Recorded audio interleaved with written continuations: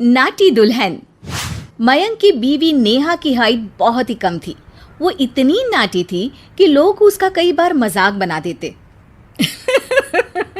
अरे नेहा, तेरे लिए तो मुझे किचन में टेबल रखना पड़ेगा।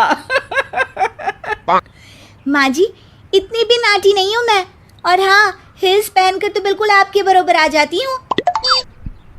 अरे तेरे पापा ने महंगी कार का लालच दे दिया, वरना तो मेरे बेटे के लिए लंबी लंबी लड़कियों की लाइन लगी थी। क्या बताऊं तुझे, कटरीना फैल थी उनके सामने। पर माँ जी, आपका मयंक भी तो हाइट में कौन सा अभिषेक बच्चन की तरह है जो कटरीना मिल जाती। वैसे भी मेरी और इनकी जोड़ी तो राम सीता की जोड़ी है, राम सीता की। एक दिन सभी खाना खा रहे होते हैं, तभी माँ, दाल बहुत अच्छी बनी है, जरा और देना। रुको जी, मैं लेकर आती हूँ, किचन में है। वैसे भी मैं खड़ी ही हूँ। ये सुनकर सास हंसने लगती है। तुम खड़ी हो या बैठी, एक जैसी लगती हो। बस कीजिए जी, अभी हिल्स नहीं पहनी है। वैसे भी हिल्स पहनती हूँ तो आपके बराबर ही लगती हूँ। एक दिन नेहा सब्जी लेने बाहर निकलती है तो पड़ोसन कहती है, अरे देखो देखो, कितनी नाटी है। मयंक तो दिखने में अच्छा है, हाइट भी ठीक ठाक है। फिर क्या जरूरत थी ऐसी नाटी बहू लाने की। दहेज बहन, दहेज। अंधे हो गए थे पैसों के पीछे, अब करे जगह साई। दोनों की बात नेहा सुन लेती है और उसे बहुत गुस्सा आ जाता है। आंटी जी, एक बात बताओ, मेरे पापा के पास पैसे हैं, उनको अच्छी लड़की की तलाश थी, ये पसंद आए और शादी हो गई। इसमें मेरा क्या कसूर है जो आप लोग मुझे सुना रही हैं? अरे नहीं नहीं नेहा, हम तो तेरी सास की बात कर रहे थे कि कितनी लालची औरत है। देखिए, वो लालची नहीं है। हाँ, उनकी कुछ शौक है जो वो अपने बेटे से पूरा करवाना चाहती है। और देखा जाए तो उसमें उनकी गलती भी क्या है भला। अगर इन्होंने मुझसे शादी की है तो ज़रूर कुछ न कुछ तो अच्छाई नज़र आई होगी ना। और अब ना तो मैं आपकी बहू हूँ और ना ही आपके रिश्तेदारों को मुझसे मिलना है। फिर ये बात समझ नहीं आई कि आप इतना परेशान क्यों हो रही हैं। ये बोलकर नेहा वहाँ से निकल जाती है।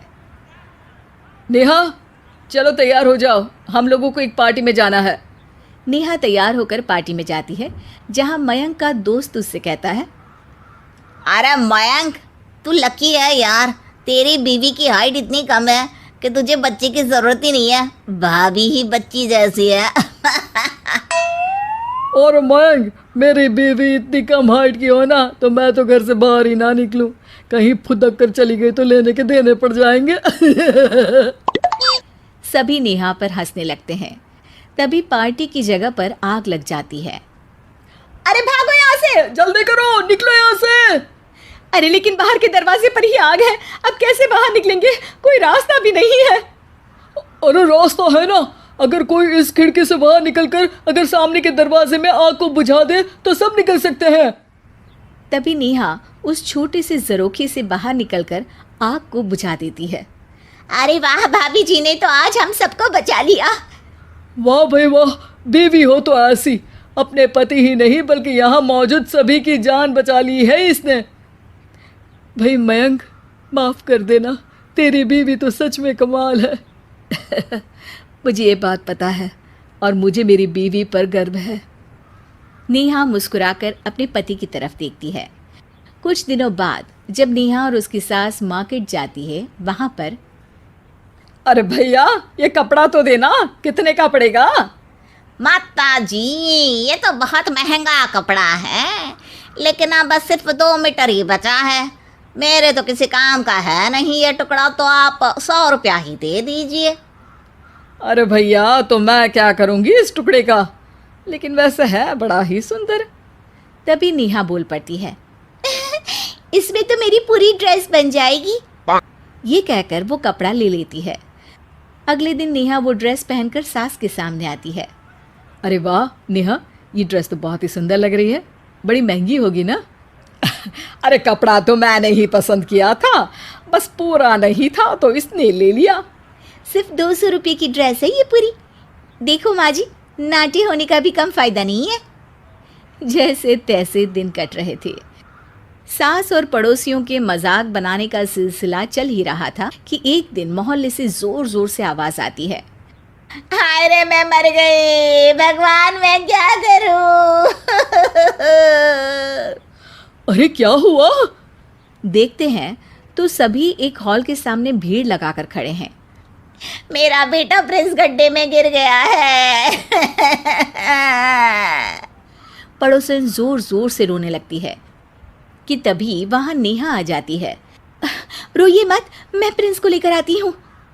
ये बोलकर नाटी सी पतली सी नेहा गड्ढे में घुसकर बच्ची को बाहर ले आती है। अब क्या था, एक बार फिर नेहा के लिए पूरा मोहल्ला तालियां बजाता है। मुझे माफ कर दो नेहा, मैंने तुम्हारी हाइट का कितना मजाक उड़ाया था। कोई बात नहीं मौसी, प्रिंस ठीक है, ये बात है। अब वो दिन आता है जब सास नेहा की तारीफ करती है। वाह बहू वाह, तेरी तारीफें सुन सुनकर तो मैं खुश हो गई। आज तो तूने ये साबित कर दिया कि समाज में इंसान अपने रंग रूप और लंबाई चौड़ाई से नहीं बल्कि साहस और हौसले से काबिल कहलाता है। मुझे माफ़ कर देना बेटा।